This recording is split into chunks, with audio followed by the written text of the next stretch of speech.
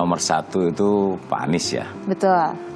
Pak Anies itu saya pernah sama-sama Pangdam.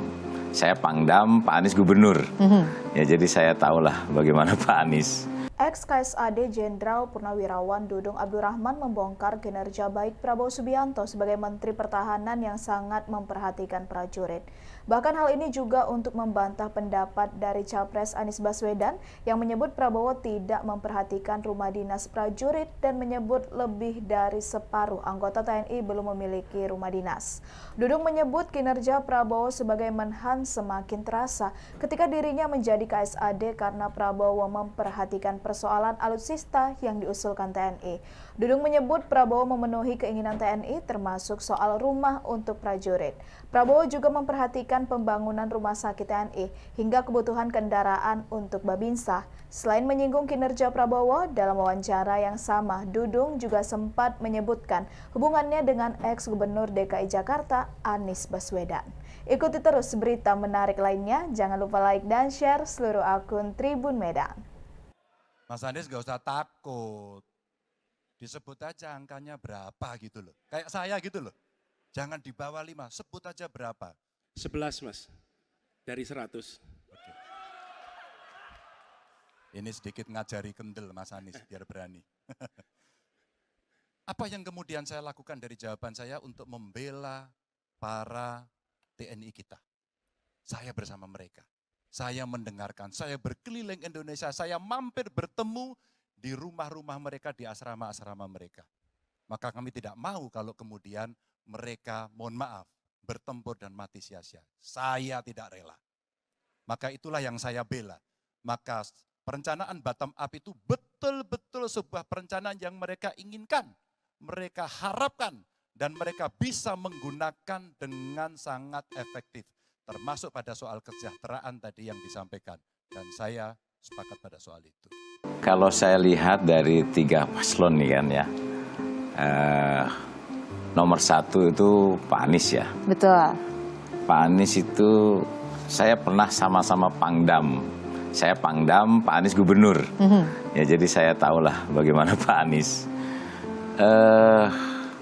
Pak Prabowo, saya kenal beliau itu Letnan 2. Jadi saya Letnan 2, beliau Danjon 328, tugas operasi di Timur Timur. Dan batalion itu kemudian batalion terbaik pada saat penugasan.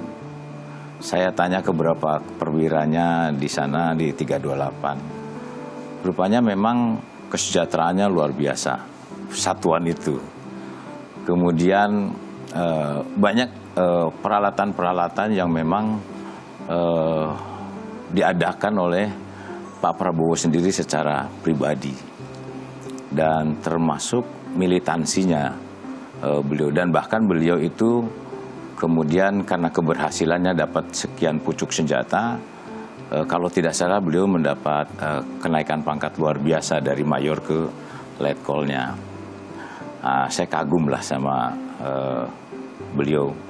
Bahkan kemudian pada saat saya kapten, beliau kolonel, dan beliau pun mengagendakan beberapa perwira-perwira muda, dikhususkan bahasa Inggris selama 6 bulan di Jakarta di Kopassus, kemudian diberangkatkan ke luar negeri untuk mengambil S2. Bahkan lulusan-lulusan SMATN disekolahkan langsung ke Amerika maupun ke Inggris. Artinya kepedulian untuk meningkatkan sumber daya manusianya itu luar biasa lah kalau menurut saya. Kemudian saya bertemu lagi, saya sudah gubernur, beliau Menhan.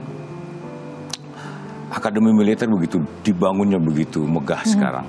Artinya beliau berpikir bahwa kita jangan kalah sama West Point. Karena West Point begitu megah, bangsa kita adalah bangsa yang besar. Kita tunjukkan kepada dunia luar bahwa bangsa kita juga memiliki akademi militer yang hebat. Dan bukan hanya akademi militer, saya lihat AU, AAL itu dibangun sama beliau. Dan semakin terasa pada saat saya sebagai Kepala Staf Angkatan Darat dan beliau Menhan, apapun permintaan saya kepada beliau, alutsista yang kita inginkan. Jadi yang tadi kita singgung masalah pertahanan, masalah alutsista, banyak yang tidak paham. Sebetulnya alutsista itu kita sendiri yang mengusulkan jadi Kepala Staf Angkatan. Jadi bukan keinginan Pak Prabowo sebetulnya. Iya. Jadi keinginan kita sebenarnya. Jadi beliau tuh hanya melanjutkan saja, memesankan dan terus harus sesuai dengan keinginan kita. Dan selama ini kita terpenuhi, termasuk rumah-rumah prajurit, program yang ada di kita, beliau tambahkan, termasuk rumah sakit di seluruh Kodam diperbaiki, babinsa, motor-motornya, termasuk Kaporlap yang selama ini prajurit kekurangan, beliau dipenuhi karena beliau tuh memang dari dulu saya lihat sangat mencintai kepada prajurit. Beliau paling senang kalau sudah dengan prajurit. Dan beliau itu kalau boleh saya mengatakan kalau dadanya dibelah itu merah putihnya itu masih jam 12. Jam 12 itu berkibarnya itu masih semangat, masih berkobar-kobar. Dan beliau pemberani, jagoan, dan beliau politik luar negerinya juga oke. Karena saya beberapa kali ke luar negeri dengan beliau, diplomasinya sangat andal.